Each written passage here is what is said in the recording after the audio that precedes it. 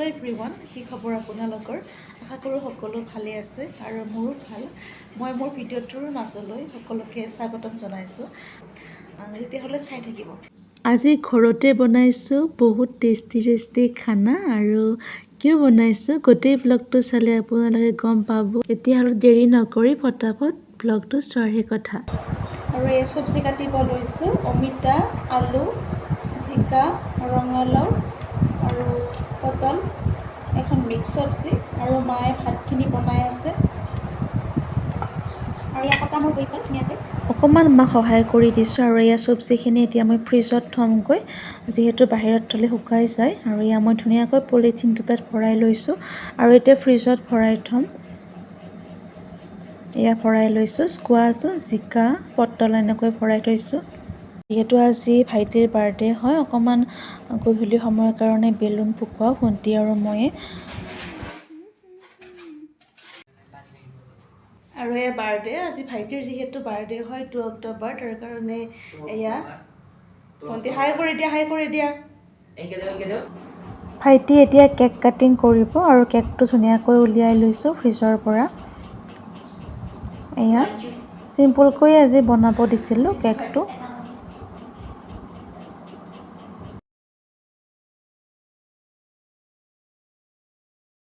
আৰু ভাইটিয়ে ধুনীয়াকৈ কেক কাটিলে, আমি কেক খালোঁ, ফটো উঠিলোঁ আৰু গোটেই ব্লগটো আপোনালোকৰ লগত শ্বেয়াৰ কৰিম। এতিয়া মায়ে চাহ বনাই আছে আৰু এতিয়া চাহ খাম আৰু আজি ৰাতিৰ সাজত বাৰ্থডে স্পেচিয়েল কি বনাওঁ, তেতিয়াহ'লে গোটেই ব্লগটো আপোনালোকে চাই থাকিব, গম পাব চাই থাকিলে। আৰু এতিয়া জোৰকৈ বৰষুণো আহিব ধৰিলে, তো ঠিক আছে গধূলি সময়ত এয়া চাহখিনি খাবলৈ লৈছোঁ আৰু চাহ খোৱাৰ আগতে তাই প্লেটখিনি ধুনীয়াকৈ সাজি আছে ভণ্টি আৰু মায়েও অকণমান সহায় কৰি দিছে আৰু এয়া চাহ খাবলৈ লৈছোঁ গোটেইকেইজনে।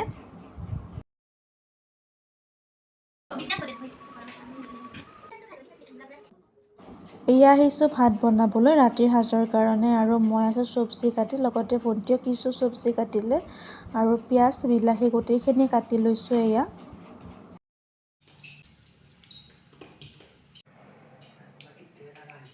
আৰু গোটেইখিনি যোগাৰ কৰা হৈ গ'ল আৰু এতিয়া পোলাওখিনি মই বনাম আৰু ভণ্টিয়ে পনীৰ গ্ৰেভিখিনি তাই বনাব। গোটেই ব্লগটো চাই থাকিব আপোনালোকে। পোলাওখিনি এতিয়া বহোৱা হ'ব, তাৰ কাৰণে গোটেইখিনি ৰেডি কৰি লোৱা হৈছে, খিচমিচ, কাজু আৰু খিচমিচখিনি তাই ধুনীয়াকৈ বহাই দিছে।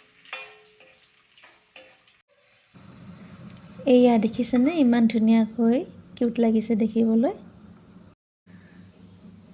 আৰু পোলাওখিনি এইবাৰ কেৰাহীতে বনোৱা হৈছে, কেৰাহীত বনালে খুব ধুনীয়াকৈ ভজা যায় আৰু এনেও এইবাৰ প্ৰেছাৰতে বনাওঁ পোলাওখিনি। আৰু এইপিনে পনীৰ গ্ৰেভি বনাবৰ কাৰণে বিলাহী আৰু পিঁয়াজখিনি ধুনীয়াকৈ মই চেপাৰত দি দিছোঁ, এতিয়া চপ কৰিম। এয়া আৰু আপোনালোকে কেনেকৈ বাৰু বনায়। ইপিনে মোৰ চব কৰা হৈ গ'ল, এয়া আৰু এতিয়া গোটেইখিনি মই উলিয়াই ল'ম। এয়া গৰম চব্জি ৰেডি হৈ গ'ল, খুব টেষ্টি হৈছিলে খাবলৈ।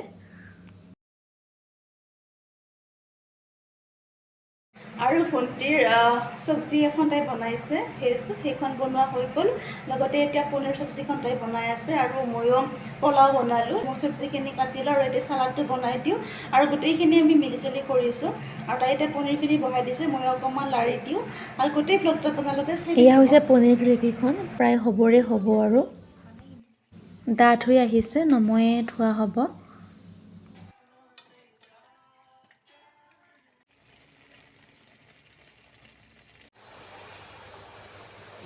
এয়া হৈছে পোলাও, কেৰাহীত যে ভাজি লৈছিলোঁ আৰু এতিয়া এইখিনি প্ৰেছাৰত দিয়া হ'ব, তাৰপিছত পানী দি পেলাই চিটি মাৰি দিয়া হ'ব। আৰু প্ৰায় ৰেডিয়ে হৈ গ'ল গোটেইখিনি। এয়া লুচি ভণ্টিয়ে ভাজিলে আৰু মই কিছু বেলি দিলোঁ আৰু পোলাও ৰেডি হ'ল, লগতে পনীৰ চব্জিও ৰেডি হ'ল। আৰু এতিয়া গৰমে পুৰি আৰু চব্জি খোৱাৰহে কথা আৰু মাহঁতকো মাতি দিওঁ। ভিতৰ ৰসেৰে লুচি বনোৱা হৈছে।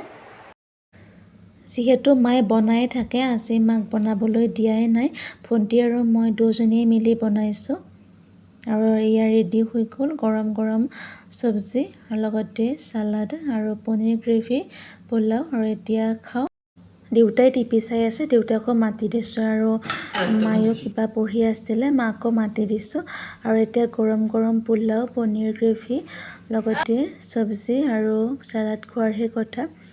আৰু আপোনালোক সকলোৱে আশীৰ্বাদ কৰিব ভাইটিয়ে যাতে আগুৱাই যাব পাৰে। এতিয়া আমি গোটেইকেইজনে খাবলৈ বহিছোঁ। আজিৰ ভিডিঅ'টো ভালেই পালে চাই আপোনালোকে চাগে। আকৌ লগ পাম নেক্সট এটি ভ্লগত। সকলো ভালে থাকক।